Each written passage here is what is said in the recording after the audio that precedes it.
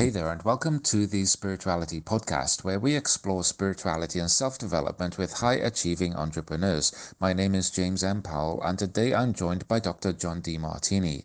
Dr. Demartini is a polymath and 2 times world #1 human behavior specialist, who is a featured celebrity in the hit movie The Secret. He is a researcher, a critically acclaimed author, and a global educator who overcame a physical disability, a speech impediment, and a learning disability, rendering him unable to read or write at even the age of 14, but has now studied over 33,000 books across all the defined academic disciplines. Dr. John Demartini has synthesized the wisdom of the ages, which he shares on stage in over 100 countries. So with that being said, let's welcome Dr. John Demartini.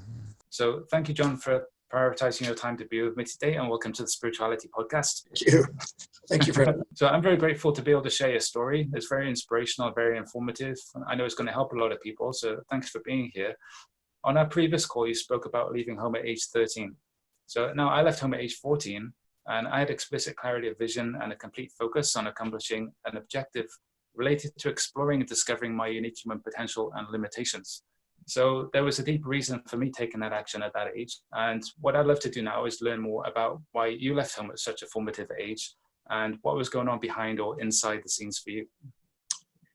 I had challenges as a young child. I was born with a deformity of my arm and leg, and I had to go to speech pathologist to try to learn how to pronounce and use my mouth properly. I had to use strings and buttons in my mouth from a very young age. When I got to elementary school, my teacher saw that I wasn't able to read and pronounce and spell and do the things that most kids were doing. I guess they would label it dyslexia of some form. And I was told in front of my parents that I'm afraid your son is never going to be able to read. He's not going to be able to write. He's not going to be able to communicate effectively. He won't probably go very far in life and not amount to much. But when I got out of the braces at age 4, all I wanted to do was run. So I was an avid runner. So my teacher suggested to my parents put him into sports. He might excel there. The only way I got through elementary school was the asking of the very smartest kids that I tried to befriend what they got out of the class. Because it was a bit humbling not being able to have a star next to your name on reading and not be able to comprehend things and speak properly in that. But I asked the smartest kids, and they would give me information enough to where I would somehow pass. And that worked until I was 12. And my parents moved from Houston, Texas to Richmond, Texas in the country, in a small town where there was low socioeconomics and there wasn't a lot of smart kids. And when I got there, I didn't have a team of kids I could ask. And there was a lot of gangs, a lot of, I guess you could say, conflict and social unrest. And this is back in the 60s. And so as a result of it, I tried, but I just didn't do well in school. And I left school. I tried to go to a different school shortly, but that just lasted a short period of time. And so I was a street kid. So I lived on the streets, lived in a bowling alley, lived at a diner, lived in a park, lived in a car, wherever, friends' places, typical things. Now, my parents did whatever they could. My dad particularly did whatever he could to try to make me street smart because he realized I wasn't going to have academic background. And he tried to make me accountable at a young age and teach me how to learn and to work, had a work ethic.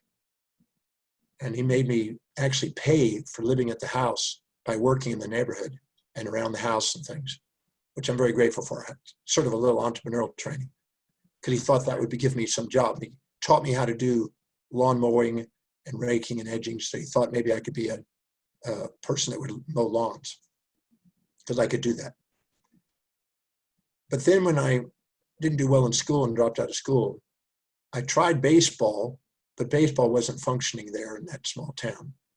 And so the only other sport I was good at was surfing. But surfing in Texas wasn't the hot spot. You had to wait for hurricanes. And so I had a dream to go to California and eventually Hawaii, because that's where all the surf magazines seemed to show everything. So when I was 14, with my parents' blessings, they wanted me to go and fulfill my dream of trying to be a surfer. So I hitchhiked out to California when I was 14. And on the way there, I met Howard Hughes, believe it or not.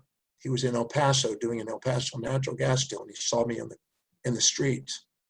And he came to me and took me to a malt shop, got me a Coca-Cola, and took me to a library and taught me two things. Never judge a book by its cover, and you learn how to read, son. Because there's only two things they'll never take away from you in your life, and that's your love and wisdom.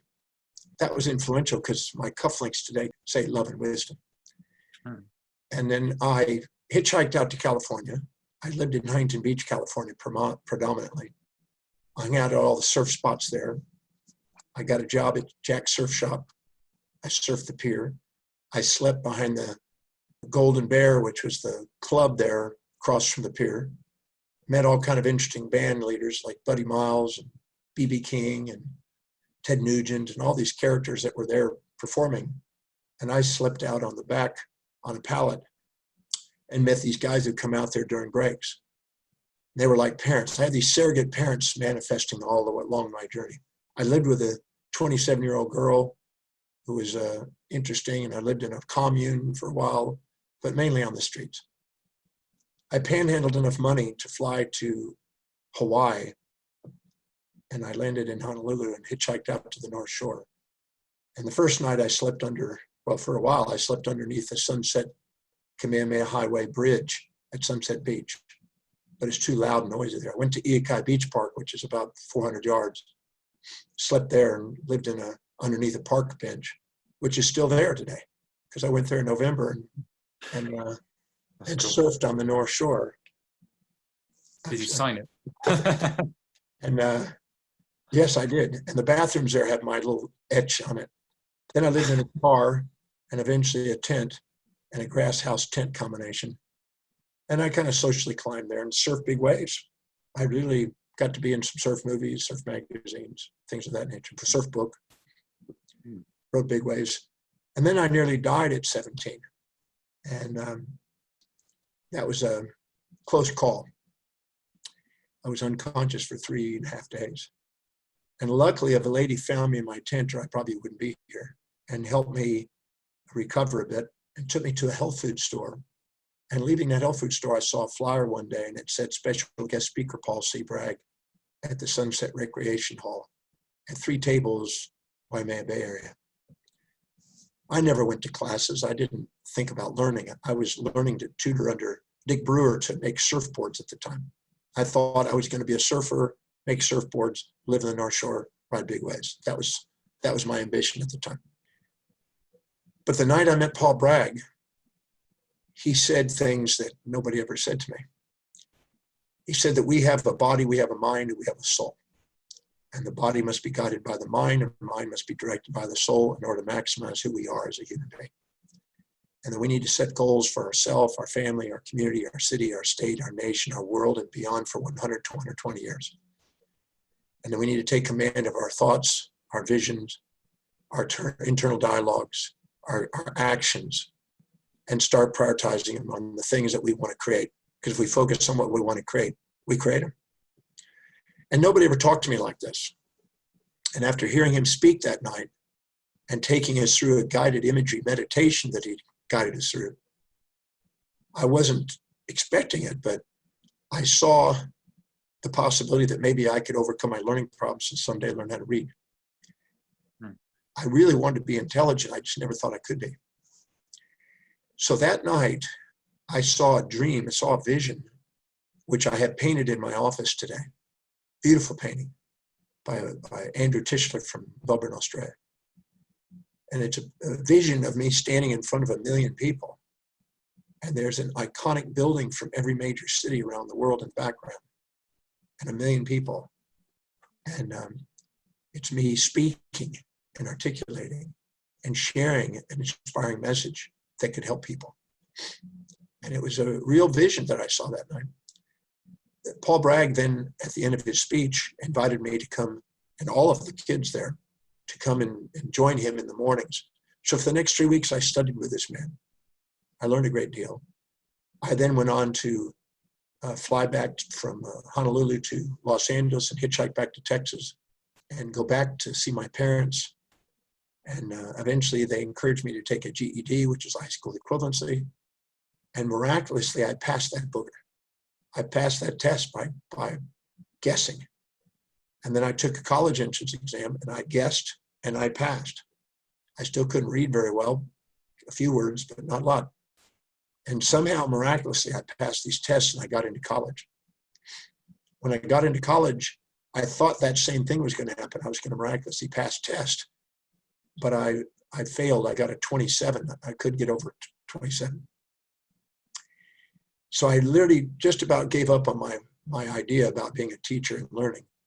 All I could hear is my first grade teacher in my head.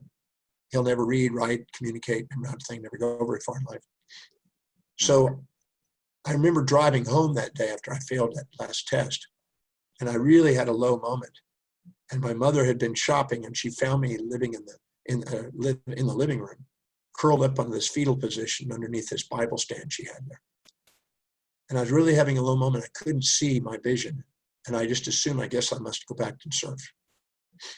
And my mom came home and she put her hand on my shoulders and she said, "Son, what happened? What's wrong?" I said, "Mom, I blew the test. I guess I don't have what it takes. I guess I'll never be able to read and learn and be intelligent." And she said something to me in that moment of distraught. She said, "Son, whether you become a great teacher, healer, philosopher like you dream and travel the world like you dream, or whether you return to the streets and panhandle as a bum or go and ride giant waves, I just want to let you know that your father and I are going to love you no matter what you do. No matter what you do, we love you." When she said that, that was amazing. That really inspired me. I felt really loved. And my hand went into a fist spontaneously. And I looked up and I saw that vision again of me standing in front of 1 million people. And I said to myself, I'm going to master this thing called reading and learning and studying. I'm going to master this thing called teaching and healing and philosophy. And I'm going to do whatever it takes. I'm going to travel whatever distance. I'm going to pay whatever price to give my service of love. I'm not going to let any human being on the face of the earth stop me, not even myself. And I got up and I hugged my mom. I went into my room. I got a Funk and Wagnall's dictionary out. And I started memorizing 30 words a day. With the help of my mom, she would test me on them. And I would memorize those words and pronounce them and put them, the meaning of them and the spelling and things. And I gradually, after hours of work, accumulated enough vocabulary where I was able to pass school. And then I was starting to read. And man, I was like a kid in a candy jar. I just wanted to read. And I started reading and reading and reading and reading everything we had. Every encyclopedia, every dictionary, whatever I could learn to learn the vocabulary. But as the months went on, I started to do well in school and start to excel. And students started coming to me for help, which was one of the most inspiring things I could imagine. And I finally, around Thanksgiving time, which is my birthday time, I went to my mom and I said, or she came to me, pardon me. She said, "Son, what do you want for your birthday, for Christmas this year?" I said, "Mom, I want the greatest teachings on the face of the earth, the greatest writings that humanity has created by the greatest minds who ever lived. I just want to learn, and I want to read and study.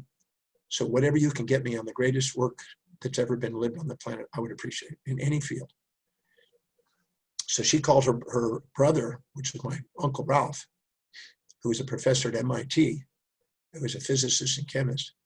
And as a gift, he sent 2 giant 6 by 6 foot wooden crates of books on a flatbed truck all the way down to Texas. And I came out with a crowbar and I opened those things up and brought stacks and stacks of thousands of books into my room and surrounded my room, my little yoga mat, and just started devouring every book I could get my hand on. What kind of young person has that kind of request, though? Well, she said, "You sure you don't want a T-shirt?" I said, "No, I just want the greatest teachings." You know, later on in my life, when I turned 47, I believe, 46 or 7, I ended up later moving on to a ship called the World and living on one of the most magnificent ships on the planet, private ship, which I own, part owned today. And there was a gentleman that lived next door to me named Martin Schoyen. And Martin Schoyen has the largest collection of rare manuscripts of the greatest writings on earth, a $5.5 billion collection. And so my next door neighbor gave me access to the original Aristotle, Magna Carta, Dead Sea Scrolls. He owned the largest collection of the rarest manuscripts of the greatest teachings of around the world. So I ended up eventually manifesting access to literature that very few people can get. So, you know, it's amazing what you put in your mind, what shows up in your life. But my mom got all that for me, and I just started reading. And students started gathering and asking me questions, and I started tutoring. By the time I went on to the University of Houston, I started having 100 to 150 students under the trees where I would do meditation and yoga and read. And I would have them under the trees asking questions. Sometimes it would swell to 400 people. And by the time I was 23, I had regular classes every night, seven nights a week, and sometimes during the day. And I never stopped. Today, I still speak pretty well every day, and research, I write, I teach every single day. And I've never stopped that. It started to swell to throughout the city, and then it went around the state, and then it went on to the United States. I think I've spoken in every city or every state but 2, and then around the world. And I've spoken now in 154 countries. So the dream of going to every country on the face of the earth has not completely been completed, although we have students in every country around the world now, but I still have some countries to reach. So I just keep learning every single day and do what I can to research, write, travel, teach. That's my 25-volume master plan says. Research, write, travel, teach. Yeah, that's incredible. You know, how a young person would have already that in their mind that they want to learn the greatest teachings on the planet. And then that comes into the experience through one connection, you know. That was a tear. I started when I was around 20. I created an affirmation for myself. After reading Socrates and Epictetus and Einstein's work, Socrates said, I'm not a man. Epictetus wrote about it, but Socrates said, I'm not a man of Athens. I'm not a man of Corinth. I'm a citizen of the world. And Einstein said, I'm not a man of my own family or city or community or city or state or nation. I'm a citizen of the world. And so I said to myself, the universe is my playground. The world is my home. Every country is a room in the house, and every city is a platform to share my heart and soul. So I made that little affirmation when I was 20. When I moved onto the ship called the World, that's the name of the ship that I'm part owner. When I moved onto there, and there's really an amazing group of people that live with me there. The captain got up and spoke on the night before we launched.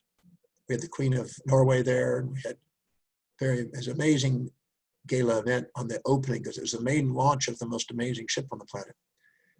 And the captain got up and spoke, and he said, at one time they believed that the world was flat. And then they believed it was a sphere. But we now know the real image of the world. They show the picture of the ship. And he said, to my surprise, now the universe is your playground. The world is your home. And every country is a room in the house. That's awesome. He said verbatim what I affirmed from age 20 to 47. Yeah. So that's why that's home. And it goes to everywhere where water allows us to go, from the Arctic to the Antarctic, exploring. So that way I can learn as I go. We have Nobel Prize winners that come on the ship and educate us, and I like learning. So I do whatever I can to read, write, travel, teach, and learn as much as I can. You know, in our last Zoom call, you mentioned through your program that you teach people how to tune out of their experience, like how to transform their perception, or like that we're in a hallucinatory universe and you can change your perception. So one thing I did in my late teens, early 20s, when I was really intensely meditating, even up to 11 hours a day, and then for a period of time I fasted on rice and water for 6 months while meditating that much, and then I could tune in to this other reality, which later would be visually represented like on the Matrix in that loading program where it's just pure white and there's no vanishing point or an infinite vanishing point. You can manifest whatever you want inside. I found this formula that always took me 40 minutes before I entered that experience. And then like literally 40-minute, even nothing happening for that time, 40-minute and 1 second, then I'm in. It's like a gateway. But now I can do it in less time through repetition or so on. It kind of became different conditions. But how did you discover that yourself? Like, how did you come into being able to change your perception of reality? Because I haven't really met many people who have been able to do that. Well, one of the books that my uncle sent to our house was The Discourse on Metaphysics by Gottfried Wilhelm Leibniz. And the very first chapter, first paragraph, he's talking about how human beings cannot improve upon the universe. And if you had to come up and create your own universe, you probably couldn't come up with a greater one. And he believed that there was a divine perfection because he had a theological background, a divine order, a divine love, divine beauty, an elegant symmetry in the universe that few people get to know, but those that do, their lives are changed forever. And when I read that, I got tears in my eyes, and I used the tears of eyes as guides to tie together the matrix, you might say, tie together the mysteries of existence. That put me on a quest to know, what is this hidden order? What is this infinite order that David Bohm calls it? And then I also got another book from him by Paul Dirac, a Nobel Prize winner, who took Einstein's equations and Schrodinger's equations, and in around 1925, 26, he published a book on atoms and molecules. And there he talked about particles and antiparticles. He knew there was a symmetry between particles and antiparticles. And when I read that, again, I got a tear of inspiration. And I thought, I wonder what would happen if you were to take a particle and antiparticle and put it together.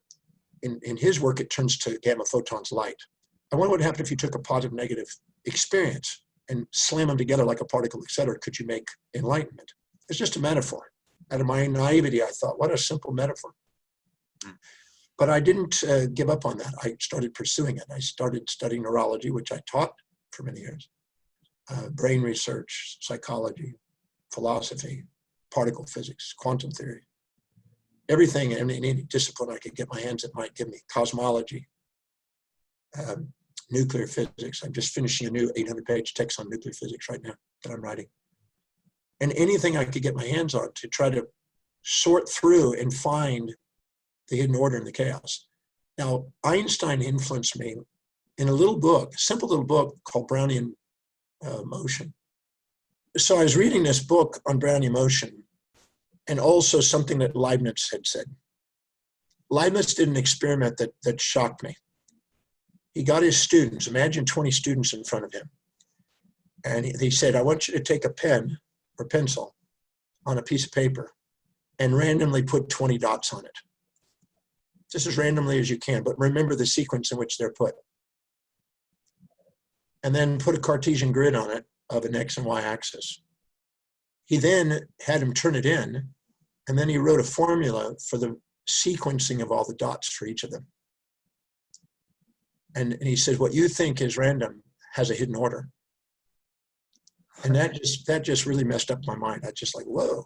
And then when Einstein wrote Brownian movement, he said that the variables and factors are astronomical and geometric beyond what we at this stage understand. But it doesn't mean that there's dice being played. There may be a hidden order to it after all. And then I read Boltzmann, Ludwig Boltzmann, and his work on ideal gas laws and his quotients. And I realized that what was thought to be random may have a hidden order to it. And I know there's many people that have explored this, all the way to David Bohm and others, Pascal and others. And I just started to study everything on the study of entropy, negentropy, Fontoppi's work on syntropy, Bucky Fuller's work. And I said, I would like to find a hidden order in human behavior. So I set out on a quest to try to find the hidden order in the human psyche. And I worked on that pretty diligently, every field, etc. And I devoured psychology text, philosophy text, everything I could get my hand on, because they really originate the same. And I started uncovering some really amazing synchronous events. You know, when Wolfgang Pauli and Carl Jung had a combination communication about atoms in the mind, that was another little aspect, because Wolfgang Pauli believed that some of the nuclear physics related to human psychology. And he said that some of the radioactive isotopes were personality components of the human psyche.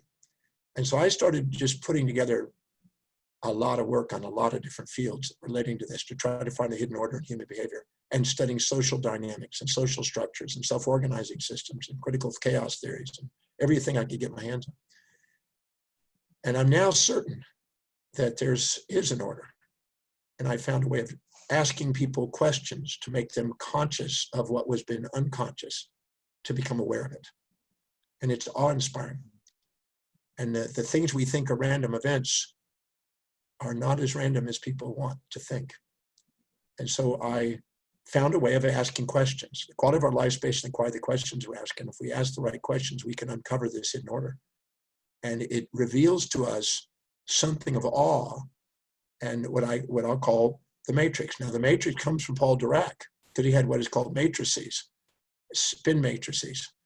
And that gave me the idea of the matrix. The matrix are the synthesis and synchronicity of complementary opposites inside the mind.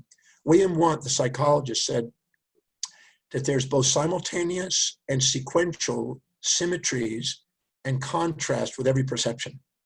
William James said there's never memory without imagination, it's all present. Jung said that there's a synchronicity, and Wolfgang Pauli said there's a synchronicity and a coincidence of all experience. Heraclitus said that there's never an experience without an anti-experience, or the opposite, the complementary opposite. Hegel described it as a synthesis of the dialectic, trying to find it. So I just kept tying together, standing on the shoulders of a lot of people, and putting together a system and a series of questions. I was never satisfied with the idea that there's an unconscious. I believe that there's got to be a way of accessing the unconscious. And I found a way. And it's the questions we ask and the sequence in which we do it that make that difference. So I developed a methodology that's based on particle physics, quantum physics, and many other fields that allow us to ask questions to make us aware. For instance, if we're infatuated with somebody, we're conscious of the upsides, we're unconscious of the downsides. If we're resentful to somebody, we're conscious of the downsides, unconscious of the upsides. But when we actually open our heart and love somebody, we're not impulsive towards the infatuation or instinctual away from the resentment. We're present. And we literally extract out the memory and the imagination of space and time, as St. Augustine said, as Immanuel Kant said. We extract that out and get present, and then we get to see a glimpse of the matrix. And so I've figured out how to ask questions to make you same time conscious of the unconscious synchronously with these pairs of opposites, both in space and time. We have temporal entanglement and spatial entanglement and charge entanglement and linear and angular momentum entanglement, and show these things inside the psyche. And wow, when a person gets there, they enter into that space that you're speechless, you have tears in your eyes. You realize there is a hidden order, and there's a grace state, and there's a feeling of love, and there's what I call, see, most religiosities are anthropomorphic compensations protecting us from what our phobias are, creating an ideal form to run to protect us from our fears. And I have very little interest in anthropomorphisms or zoomorphisms or astromorphisms. I'm interested in the matrix, that it transcends monoglottal speech, transcends locality, transcends time, and transcends culture. Because to me, if there's an omnipresence of an intelligence, a panpsychic intelligence that was present, it certainly couldn't be limited to those types of things on a little planet, in a little solar system, in a little Milky Way. That's still illogical. So I'm a firm believer in a panpsychic matrix, and I believe it's love. Wheeler, at the Institute of Advanced Studies, and also before that at the University of Texas, which I have his notes, believed that there was a matrix of love which he called C to the fourth power. That was the synthesis of all pairs of opposites that was always present, that our human mind, with its finite filtered subjective awareness, only gets a glimpse of if it actually reaches a moment of objectivity. Yeah. When I was in that, I would say, moment or that realm of experience, time literally stopped. There was no perception of flow of time. It was like I was not breathing. When I came out of it and became more aware of my physical existence, that was like the first breath I ever took in my whole life. And that was the most beautiful experience, that first breath. But it was the same every time I did it. And I love what you were saying about the memory and imagination as well, because this was something that helped me be able to elevate and expand my awareness and be able to access this higher or deeper realm of love and beauty, was through understanding that neurologically, the region of the brain that we use to remember the past or imagine the future is the same region of the brain. So your body doesn't understand or recognize the difference from past, present, and future. So that when you're in that state of meditation or a deep, thoughtful, focused, and concentrated state, the whole potential of eternity is with you in that moment. It helped expand, elevate me, a local, non-linear, intellectual, spiritual mode of operation. And then that was really kind of a trigger for me to be able to access that other experience. Yep. So they say that episodic memories have now been retermed. And in my method, I took out episodic memories and I put in episodic moments, because now they realize that memory and imagination are entwined and inseparable, as William James said over 120 years ago. And we do have access to that. There is an anti-memory that is balancing out our memory. And if we become fully conscious of both of them at the same time, we enter into that present state. So we have the neurology to support the mystical understanding. You mean anti-memory, like imagination, or is it, for example, intentional forgetting? Because I also discipline myself to be able to forget memories, and then through not remembering the information, but remembering the feeling of forgetting and reversing that, and then I was able to reacquire that memory. Do you mean not like forgetting, but the anti-memory is an imagination of creating something in the future compared to remembering it in the past? The article in Neuron Magazine, March 16th, I believe, 2016. And then there were four other magazines that did a quick follow-up on that. Did a great job talking about discovering that for every time there's a memory, that you get facilitation neurologically and excitation of nerves, that you would have a runaway noise and excitation if there wasn't a counterbalancing balancing act going on. And so the content that we have in our associations of the experience that we receive through the experience, we have receptivity from receptors. We have the storage of past experiences that are entwined into a perception. Whatever this combination of neuroassociative complex that's being turned on, it facilitates various nerves from those experiences. And it creates a noise, electronic, what they call a evoked potential. To neutralize that, because our brain is a neutralizing homeostat. It neutralizes and homeostats electronics and molecular components. It creates an anti-memory. So we have a conscious and an unconscious, but the unconscious is like the anti-memory.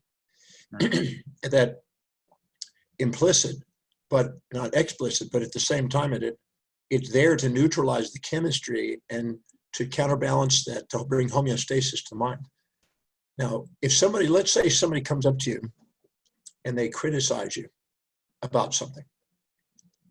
If you stop, you'll find out that your mind will have a counterbalancing, somebody will be praising you.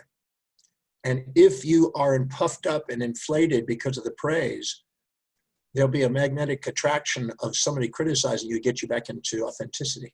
Because when you're praised, you're in pride, that's not you. When you're shamed, it's not you. But when you're centered, it's you. So there's a matrix that are counterbalancing that going on simultaneously and synchronously that you're probably unaware of, but you can be aware of it. And so this pair of opposites that are there is born in the moment of perception, but we filter out part of it and it stays sub-threshold instead of going above threshold. And so we go into an unconscious awareness of it. But the brain saw it. The brain sees it. And the brain has access to it. And if we ask the right questions, we can access it. And what's interesting is if we look at what are they criticizing us about? Are they criticizing us about what we did in the past or what we're about to do in the future? Or are they criticizing us in the moment? We'll find out that if somebody's criticizing us about the past, somebody will be praising us about the future in order to keep our mind entangled temporally. And these things are always balancing and homeostating our mind to keep us authentic and present.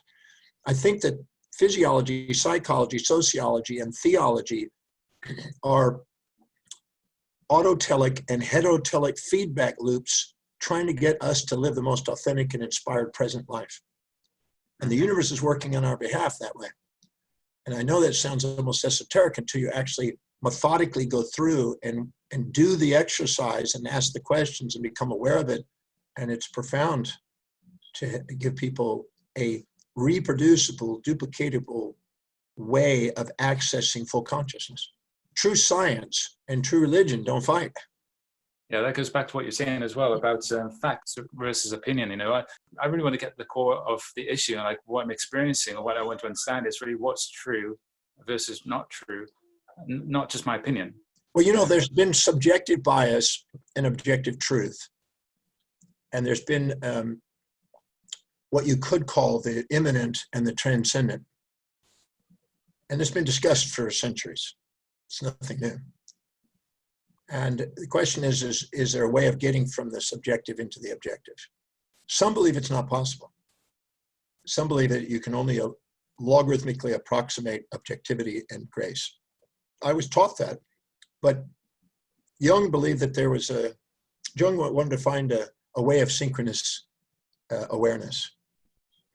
And Pauli, in 1935, when Einstein did the Rosen and Podolsky experiment and showed that there was entanglement, that was a doorway to realize that that's inherent in the quantum world. And that opened up the mind to think outside the dialectic. And because the dialectic is just an oscillating system, approximating but never obtaining. And you just get opinion and proposition and anti-propositions, and you eventually get to a synthesis. And so, so I want to find a way of getting access to that. And I'm absolutely certain that you can access objectivity. It's obtainable, and there's a confirmation of grace. There's a grace and present state that the mystics have strived for centuries, and it's duplicatable. So science, the psychological sciences and the mystical arts are inseparable if we get down to the real core. Yeah, 100%. From these experiences, I developed this phrase to remind myself: love is not a form of energy. Energy is a form of love.